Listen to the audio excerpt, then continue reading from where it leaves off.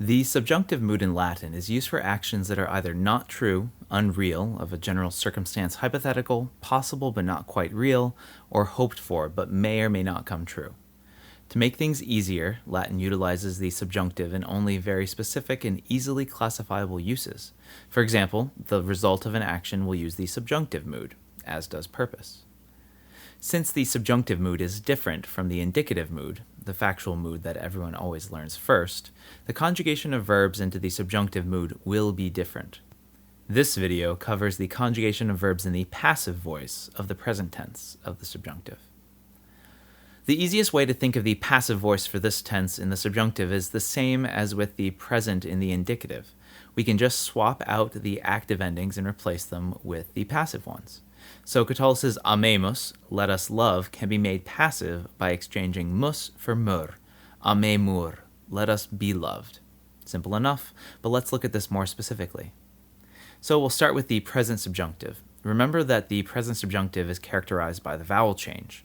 First conjugation verbs change to the A to an E, seconds from a long E to an EA, thirds from a short E to an A, and fourths from a long I to an IA. After we do this vowel change, we can then add our passive endings. So the present subjunctive in the passive voice for amo, amar is amer, ameris, ametur, amemur, amemini, amentur. And here's a list of examples from the four major conjugations in the passive voice of the present subjunctive. So what about for verbs that have an irregular present subjunctive?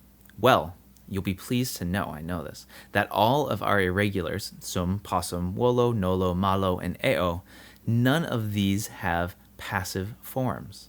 They are called intransitive verbs because of this, and you can't make an intransitive verb passive. Think about it in English. Possum is to be able, so what would its passive meaning even be? And yes, okay, I understand that modern English has made passives out of to want and to prefer, but Latin didn't. And so we treat these verbs as intransitives regardless of what we can do in English today. The only verb I should really tell you about here is facio. The passive for facio is taken up by the verb fio. Facio means to do, while fio means to be done or to happen. So the present active subjunctive of facio, it's the third IO by the way, is faciam, facias, faciat, faciamus, faciatus, faciant. But the passive is fiam, fias, fiat, fiamus, fiatus, fiant, and not faciar, faciaris, faciatur, etc., as you would expect from what I've just said.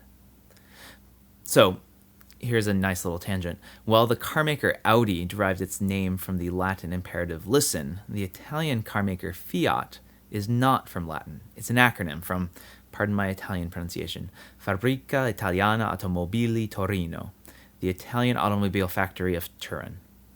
Naming your car after the Latin for let it happen is probably not a wise decision.